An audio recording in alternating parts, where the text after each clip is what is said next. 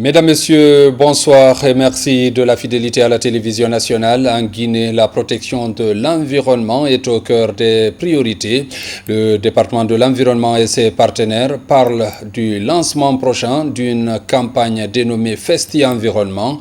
Elle portera essentiellement sur le reboisement et la sensibilisation pour une meilleure appropriation des bonnes pratiques à tous les niveaux. Le point avec Mangafo Touré. Ils se confondent à la nature pour parler d'environnement.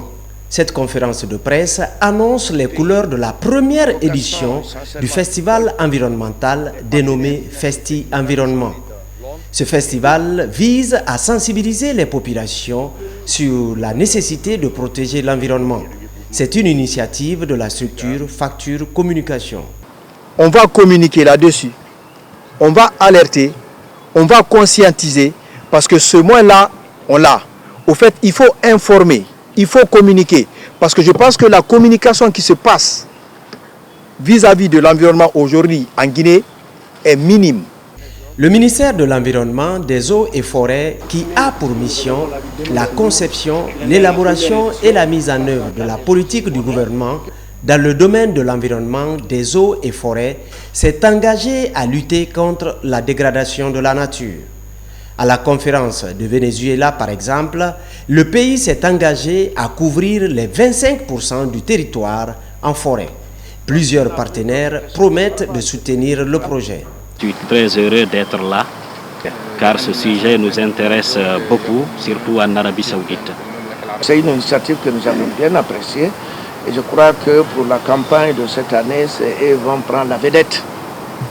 Nous allons les accompagner aussi bien sur le terrain et financièrement, parce que l'initiative elle est bonne.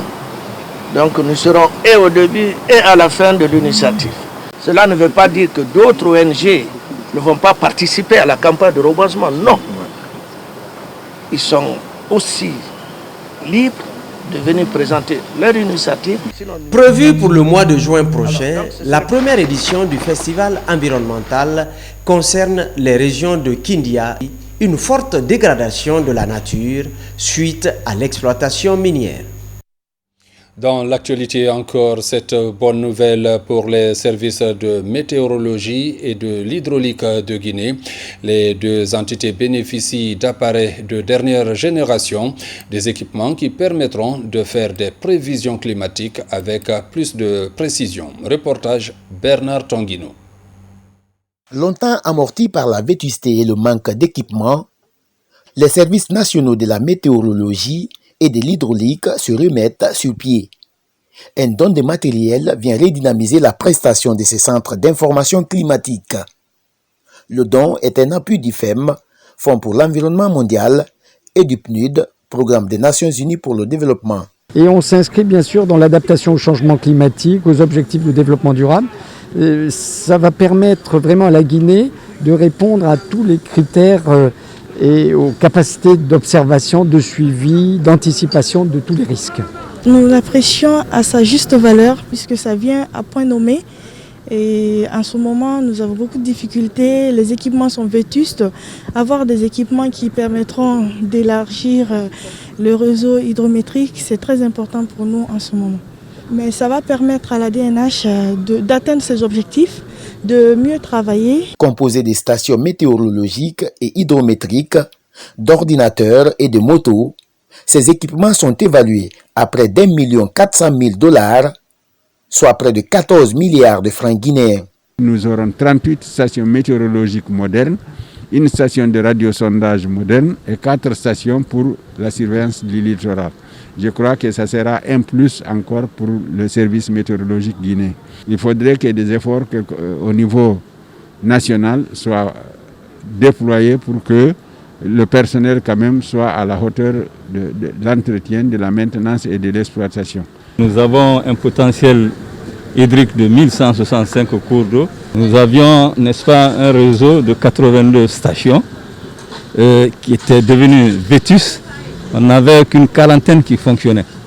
Au-delà des équipements, ce projet a permis de rénover et réhabiliter des locaux des services de la météo et du centre aérologique de Conakry.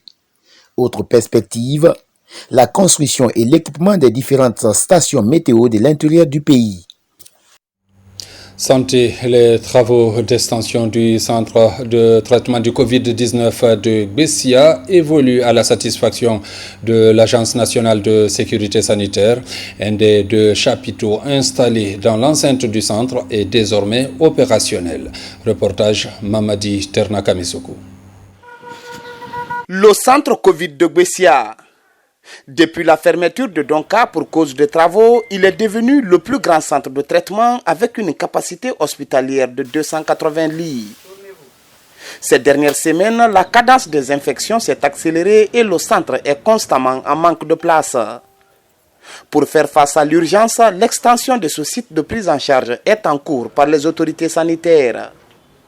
Un des 2 chapiteaux installés est complètement équipé et doté de toutes les commodités en vue d'un séjour agréable des malades au sein de l'établissement. Donc il y a 500 mètres carrés qu'on a compartimenté en 32 pièces, enfin 2 lits chacun, ce qui fait 64 patients atteints de Covid-19 avec 6 climatiseurs, 6 toilettes complets avec douche, WC, lavabo, une salle des prières et puis une salle de divertissement où il y a télé avec des places assises. Avec cette livraison, Bessia dispose désormais de 340 lits en attendant la fin des travaux du 2e chapiteau. L'ANSS et les partenaires sont déterminés à améliorer les conditions d'accueil des malades atteints du Covid-19 à travers le pays. Cela fait juste 3 semaines que ce chantier a été lancé. Il a été visité à plusieurs reprises par le directeur et son adjoint pour voir l'évolution. Toutes les pressions ont été mises. Et aujourd'hui, vous voyez ce beau bijou qui est là, qui nous réconforte et qui va participer à améliorer la prise en charge des patients au niveau des centres de Bessia. Depuis janvier dernier, la Guinée est confrontée à la 2e vague du coronavirus avec en moyenne près de 100 cas positifs par jour. Selon le dernier bulletin de santé, un cumul de 21 392 cas confirmés sont notifiés pour 138 décès. Pendant ce temps, plus de 18 000 malades sont sortis guéris des centres de traitement. Et puis cet appui non le moindre pour la commune urbaine de Farana et les communes rurales de Bagnan et Tiro. Plan international vient de valider un programme d'accompagnement de ces localités, ceci pour soutenir la scolarisation des enfants. Reportage Moussa Bangoura. Plan international Guinée compte élargir son programme de parrainage à d'autres communautés dans l'arrière-pays. Dans la mise en œuvre de son plan d'action 2019-2024, la commune urbaine de Farana et la commune rurale de Bagnan et Tiro ont été choisis pour la réalisation de cet ambitieux programme.